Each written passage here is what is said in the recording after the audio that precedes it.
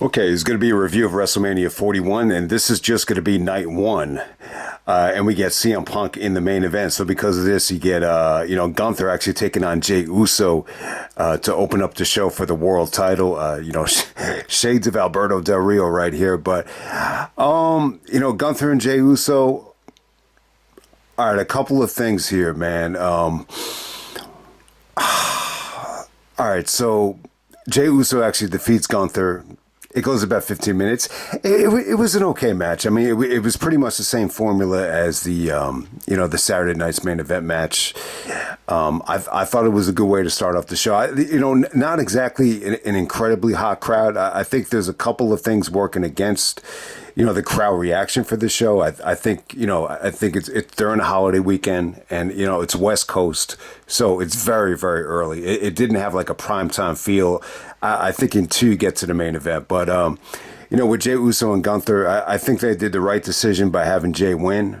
And I know a lot of people are going to gripe about this going first, but if you're going to put Punk in the main event, with no championship on the line, there's really not a lot of flexibility in terms of where to place this. So I didn't have a problem with it. All right, so Jey Uso actually winning the belt, I think it was a good decision. I mean, how many times do we say, man, with the Del Rio situation against Edge, that's the first time it ever happened. And you say to yourself, Del Rio wins the biggest Royal Rumble ever, and the neck injury happened, and they just dropped the ball with it, and you feel like it always affected the rest of Del Rio's career. So you want to kind of correct that mistake. So I'd have a problem with Jey Uso winning. I think with Gunther losing here though, man, like if you're a Gunther fan, it's a little bit deflating. I'm a huge Gunther fan. Just for him to lose the way he did, it just wasn't that believable of a finish for me.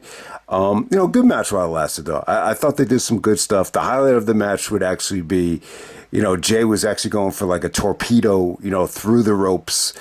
And the referee just, dodged out of the way, so he didn't even see Gunther, get the belt up to knock Jey Uso out. Then Gunther hits him with the splash. Jey Uso kicks out of that. That was a good stretch right there. I thought Jey actually did some good strikes. I thought he wrestled hard. He did like this around the world, splash fest where he's trying to hit every single turnbuckle, and then on the fourth one, he just decides to lock in a submission onto Gunther, and Gunther surprisingly, shockingly taps. So it's the right call. I want to say this with Jey Uso. Him winning the Rumble, in the way that he did. The star power. For him to survive, Cena the way that he did, you had to capitalize on it. That felt like one of the bigger Rumbles and more unpredictable Rumbles ever. I know, you would have liked to have seen this in the main event. This feels like the Intercontinental Championship. I hate to say it, but hey, I'm happy for Jey Uso. I mean, look, the guy was awesome, during the pandemic. He really was, one of the diamonds in the rough. So you want to reward him. It's almost like he has the Daniel Bryan effect right now with the way the fans are getting behind him. So, and he's moving merchandise. He appeals. I got friends that have kids that are Jey Uso fans or Uso fans. So I know how popular he is. I know how, how much he does move the needle. So it's definitely the right call. But at the same time, I love Gunther, man. So you just say to yourself, man, you really need to build up Gunther. So it should be interesting to see how he bounces back after this. But hey, man, SummerSlam to WrestleMania, it was not a bad title reign at all for Gunther. Next up, we have the New Day actually taking on the War Raiders for the tag team titles. I hate to say it, man. This felt like something that could have been on Raw. I didn't even know the match was happening until, WrestleMania, aired tonight. I like the New Day video package. You get to see Big E in the video package as well. They really went into depth with the split of the New Day. So I think more than anything, I think this match really needed, Big E just to make an appearance, just to make it memorable. Instead, it ended up being somewhat forgettable. And give these guys credit. I thought the New Day played great heels. They played smart, strategic heels. You knew they were going to get a shady victory because the video package, strictly catered to them. But I got to say, War Raiders are good here. This is like the NXT version of them. It seems like at WrestleMania, whenever they're on WrestleMania, you'll get the good side of them where they really, bust their ass. best. I thought they worked their asses off here. Fun match while it lasted. I just don't think anybody's gonna remember this years down the road. But next up we have Jade Cargill actually taking on Naomi. Hey, you know what, man? I gotta say about the Naomi in this role. I just don't think it's that natural of a role for her. She just doesn't strike me as someone that fits like the jealous attacker type. I mean, she just doesn't. But hey, with Jade and Naomi, I'm glad that this happened at WrestleMania. I'm a huge fan of Jade. She has a load of star power. She looked like a star out there, and Naomi was good too. I mean, I thought the match was good. I thought they got off to a rocky start. I thought the first couple of minutes, I just you could feel it in the air. Maybe this was gonna just fall a little bit flat, but as the match progressed, you saw the creativity, you saw some excitement, you saw some awesome moves. Naomi actually countered the Jaded into a bulldog off the top rope. I thought that was an awesome spot, and yeah, Jade looked impressive. She's definitely gotten better. It felt a little bit long for a Jade match. I think we're so accustomed to seeing Jade in AEW just wrestle 2 or 3 minutes, but this was good. I mean, this was definitely good. I'm not going to say that it has a ton of replay value and it looks shaky at times, but the finishing stretch was great. It looked like Jade was going to go for like a Kreutz Wrath, and then she transitioned it into like a power bomb, and then she hit the Jaded for the victory there. But I got to say, man, if they're going to change the name of the Jaded, I like the name to be the Cargill Factor. I think that will be a better name for the finish. But hey, there's actually a story behind that for personal reasons, but I'll get into that down the road. I like the Cargill effect a lot better than Jaded, but yeah, good night for both girls. I thought they struggled at times, but overall, I thought it was a solid match. All right, next up we had LA Knight taking on Jacob Fatu. This is for the WWE United States Championship. I gotta say, with LA Knight, definitely lost a little bit of steam here. I expected the fans to really get behind Fatu, and eventually they did. But at first, I was a little bit like, wow, man, the crowd's just really not into LA Knight, and Fatu has some of the fans on the side, but for the most part, it took a while to get going, and then boom, like halfway through the match, you heard dueling chants, and then everything Fatu did, just got like, he had like all the males and all the older guys just really getting behind him. LA Knight had some support, but mainly, the fans were pulling for Fatu by the end of this thing. So Fatu wins the United States Championship. He gets a nice clean finish as a heel over LA Knight. The Solo Sikoa was actually out there with him. So I think down the road, a Jacob Fatu face turn with Solo Sikoa as a heel, I definitely think that has a lot of potential. But I want to give LA Knight credit, though, because I'm noticing in these big spots, whether it be, WrestleMania last year against AJ, whether it be the SummerSlam match against Logan Paul, which you got to remember, that was a good match. And this was good as well. I mean, they did some awesome stuff.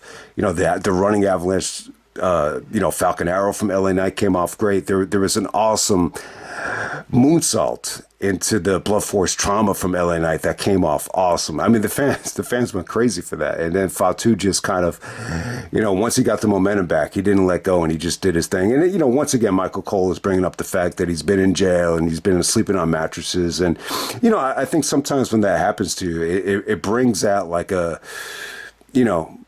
it brings out a certain mentality that, anytime you get a chance to deliver, like you're going to grasp it. And execution wise, I just thought, he was awesome tonight, Jacob Fatu. So yeah, this is good stuff. You want to reward him. He has so much, charisma and so much momentum at the Rumble. And I thought this was a good match. Probably the second best match of the night. I would definitely say that. And next up, we had El Grande Americano, better known as Chad Gable. Michael Cole is like screaming at Pat McAfee. He's like, Chad Gable, you idiot. So we got Chad Gable taking on Rey Fenix. I believe Rey Mysterio actually got hurt at SmackDown. Hopefully it's not a serious injury. You did get to see Rey on the show. WWE actually acquired AAA. So before the match, you actually get to see Vinkingo, who is the star of WrestleMania weekend on the the GCW collective a couple years ago, and you got to see him on Dynamite against Omega. Most people know who Vinkingo is, so it was cool that he got his WrestleMania moment and helped Ray Fenix out after Fenix got beat here. So yeah, Vinkingo actually, part of WWE, AAA, and NXT are going to be doing some shows down the road. So that was a great highlight. That's great news for me. I think it gets more people to watch AAA. The match is a mixed bag. I thought there was too much comedy here. I think this could have been a great match. And yeah, surprisingly, I was just really pleasantly surprised that Fenix was getting a chance to wrestle here. I think the problem is the mask thing. There's too much comedy attached to it. It almost has like a Mr. America, El Gran Luchador, Kurt Angle type of feel to it where, I just think it takes away from the wrestling, but at the same time, yeah, I mean, the feud with Mysterio wasn't bad. I mean, it was definitely a good feud. So, not having Ray in this spot definitely took away from the storyline aspect of it. I just think this could have been such an awesome match. Definitely had its moments though. I mean, it had some good moments. Gable actually did a 540, a reverse 540, and the crowd just went crazy for it. Even on commentary, they were trying to determine exactly how many degrees, the splash was. But I mean, that was cool. The story of the match was really, Gable was hiding this piece of metal underneath the mask. And when Fenix was doing the running, kick on the ropes, he actually hit the mask, and then it looked like he sprained his ankle. And then, Gable applied the ankle lock and eventually ended up winning this thing. It was good stuff. I mean, it was fun. It felt like something that could have been on Raw. So yeah, it definitely did. It definitely had that feeling to it. But hey, man, we're going to move on to Tiffany Stratton taking on Charlotte Flair, for the WWE Women's Championship. Wasn't a big fan of this. I mean, Charlotte's had some incredible WrestleMania matches in the past, whether it be Asuka, Sasha Banks, Becky. I mean, the Rhea Ripley matches. She really has, a great collection of WrestleMania matches. This just didn't hit for me. I don't know what it was. I think the styles are too similar. Promo wise, I didn't get to see a lot of the feud. A lot of the feud was on SmackDown. SmackDown is 3 hours, so I'm not going to tune into every single thing on SmackDown. But I did get to see some of the clips here. It looked like it got ugly. Looked like it got personal. I saw the video pop up of Flair. Ric Flair, saying he wasn't a big fan of some of the shots that were taken at his daughter. So yeah, I mean, I think it got pretty ugly. I think a lot of it had to do with age. Charlotte did say that Tiffany would be lucky to have a job by the time she becomes Charlotte's age. I'm assuming Charlotte is almost 40 or 40 already, maybe. And then Tiffany, stuck the dagger in her with the 25-year-old comment. When I was 25, you were sleeping in Ric Flair's basement, blah, blah, blah, blah, blah. I mean, so it got pretty nasty, pretty personal. And when you watch the video package, it felt like they tried to keep it a little bit clean, compared to, what was actually going on in the promos. So yeah, and if anyone watched the Hall of Fame, Brett actually had a great line when him and Austin's match got the Immortal induction. He said that the most important thing in terms of having a great match with your opponent is to have respect and trust. And if you don't have those two things, you don't have a chance. So, I mean, you saw a lot of what felt like a lot of genuine disrespect out of character here. And, sometimes when it's that disrespectful, maybe there's a lack of trust. I don't know. Something just seemed off about this match. Charlotte did get a lot of heat out there. I mean, she looks in great shape. She really does. She looks awesome. Very little body fat, very toned, but it doesn't really seem to help her popularity, though. So, I mean, I thought she moved great and everything. I don't know what it was. I just couldn't get into this. It wasn't a bad match. I mean, Tiffany Stratton definitely had some good moments. There were there was a stretch here where it felt like they were gonna just fight and brawl, and it felt good. But there were other moments where it just felt like it was just about getting it done. I mean, it's as simple as that. Not a bad match, but disappointing when you compare it to some of Charlotte's other matches at WrestleManias in the past. And we're going to just move on to the main event here. We got Seth Rollins, Roman Reigns, CM Punk. Punk actually comes out last with Paul Heyman. Yeah, the entrances were cool, man. Roman actually looked a little bit naked, coming without Paul Heyman and without the title. And he had on a brand new pair of like Air Jordan white boots, which were very noticeable tonight. Rollins had a really, really cool entrance. It was like a burn it down type thing. He comes out in all black, and then it goes then it goes dark, and then he goes white. So that was a cool entrance. And Punk, comes out with the Cult of Personality band is actually playing the song, and they go back to, they had like an old CM Punk promo from ECW where he's like, I don't drink, I don't smoke, my addiction is wrestling. And then Punk kind of reacted the promo, I guess just recently with the older version of himself, and they kind of edited it with the Fire Burns theme, Punk's original ECW theme, WWE theme, before Cult of Personality. So, the Punk entrance was cool. I mean, really, I was happy for Punk. I'm happy that he got the main event here.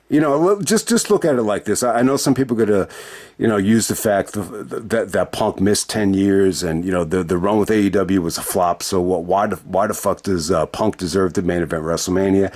I mean, I would disagree with that. I mean, if Roman can main event WrestleMania 10 times, I think Punk deserves to, main event it at least once. It feels like the hardest fought, quest to main event WrestleMania. So, on to the good stuff here. Definitely the match of the night. I would say one of the best triple threat matches of all time. This really transformed my mood on the show. During watching the show, I didn't think it was bad, but it just, I was saying to myself, well, this just feels like the B-level WrestleMania show. Like it really kind of had that feeling. Until you got to the main event. Once the main event started, I was just like, man, this is fucking incredible. I mean, it really was. Maybe it got off to a rough start a little bit. I think, once they developed the rhythm here, they were able to do multiple things. I mean, each and every one of these guys was able to have, shining moments. Punk had some moments. I think you really got to credit Rollins. I feel like the crowd really didn't get into this until Rollins really, started doing his thing. It's as simple as that. I just really believe that. And then Roman had some good moments where he's knocking guys through tables. So yeah, I thought they were able to do a lot of different things here. I mean, Punk didn't look like, like I thought his effort was good, but I think he definitely looked a little bit, it looked like he had to work really hard, just to keep up with Seth and Roman. I think he busted his ass here. But in terms of, just some of the sequencing here with the kickouts. I mean, it was awesome stuff. I mean, just, how many breakups, how many go to sleeps, curb stomps, spears, Superman punches. I mean, you got to see it all here, man. It was just awesome stuff, man. But the stuff with Heyman, and I hate to say this, man. I think the match was great. I really do. Considering that there's no like light at the end of the tunnel, like in terms of like a championship or, is this a tournament or a number one contendership? There's really nothing attached to it. And considering that, like, I thought the fans are into it. And it just, Rollins even said it. This is for the soul of the company. You don't want to be a part-timer like Roman Reigns, and you don't want to be a cancer like CM Punk. So I got to fight for the soul of the company. I guess that's what it's for. And it really worked. It really did work. All right. So the Heyman stuff, in the heat of the moment, I thought it was great drama. I think Heyman did a great job. Heyman was, if you haven't seen the match, Heyman is basically like crying the whole match. It really is funny. It's some funny shit. But when we get down to the nitty gritty, it was great drama because, it looks like he's going to side with Punk, and then he turns on Punk, and then he looks like he's going to side with Roman, then he turns on Roman. Seth is in a position, the Shield position, where Roman has a chance to get revenge on Seth with, the chair shot, where, the exact same, positioning where Roman finally has a chance to get the revenge. And then, Heyman takes it away from him and gives him a low blow. And, Heyman sides with Seth, which, it makes a lot of sense. But, I think the WWE was a little bit too predictable with it. Seth even said to Heyman, he's like, now you owe me a favor. And here's the favor. And So it's like a favor for a favor. Seth gets the favor back, and Heyman joined Seth Rollins. Seth acted like he was going to curb stomp the shit out of him, and then he didn't do it. And then he even said to him on the mic, which was great stuff. It was a great promo. He said that when Punk left this company, he left you high and dry. It's like, what did he do for you when he left you? So that's a great point. And plus, this is not the first time Heyman has turned on Punk. You have to go back to Money in the Bank 2013. Which, it was cool at first, especially when he had Brock. But man, I think this is one of the reasons why Punk walked out. Is the feud with him and Heyman with Ryback was awful. I just don't think Punk's heart was in it. So they really got to be careful about how they book this. It should be interesting. Hopefully this is just a better version of the Punk and Heyman feud. If they do feud. But Rollins even said about Roman. And you got to bring up Solo Sikoa. I think the Solo Sikoa stuff is the most important. When Heyman got taken out by Solo, he said, where was Roman? Like, Roman didn't come back until, SummerSlam. He left you high and dry. So I think it makes a lot of sense. I think, even though Seth, people sing his song and everything like that, let's face it, Seth just really hasn't been... I don't think he's been as, over as Punk. I think when you go back to the first Netflix show, the fact that whole arena was behind Punk, I think it kind of raised a red flag. I really think Rollins needs, he's been healed so many times, but I think Heyman could definitely, maybe get him back to that next level. Because let's face it, he was great tonight. He really was. I really think, and Roman looked like a beast too. I mean, his condition, he looked in better shape than ever. The camps and the training, I think it definitely paid off. I thought he looked awesome. But with Seth, I think he was great, but the Phoenix splash spot was funny as hell. So I mean, when you watched it 10 years ago at WrestleMania 31, when he did it against Randy, like, he did it like it was nothing. And so when he does it here, he actually looks like he's gonna pray. He actually prayed before he did it. He actually gave like a little prayer, because I guess he hadn't done it in a while, but it still came off great. But that just shows you, the difference 10 years can make. I mean, it's crazy. It's crazy how much older all these guys look now. But Roman looks 10 times better than he did, 10 years ago. It's a great triple threat. I don't think the review did it justice. It was really exciting. There was some exciting stuff. I do think the Heyman you just knew Heyman was going to get involved in some form or fashion, and I think maybe that took away from some of the kickouts. There just wasn't. I mean, there was a lot of like really awesome sequencing here. There really was, and some of the pedigree stuff came off great too. I think Rollins, using the pedigree as an extra finisher really put this over the top. But I just knew Heyman was good. I kind of knew Heyman was going to side with Rollins. Maybe somebody ruined it for me. Someone actually told me at an open gym, he said, I think the obvious thing is that Heyman's going to side with Rollins. And the way they did it on Raw, especially with Rollins not pulling the trigger on Heyman, and the points that Rollins made about, Roman and Punk's lack of loyalty to Heyman, it does make sense. So awesome main event. Check out the main event. I think Jacob Fatu and LA Knight is a sleeper. Congrats to Jey Uso as well.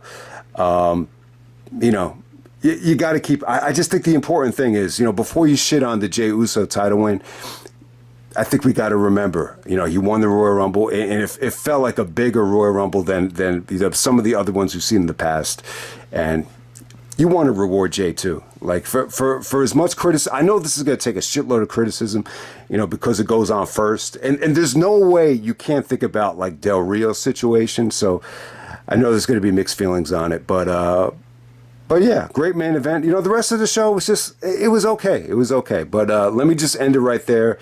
That's WrestleMania 41, Saturday, night one, and I'm out. All right.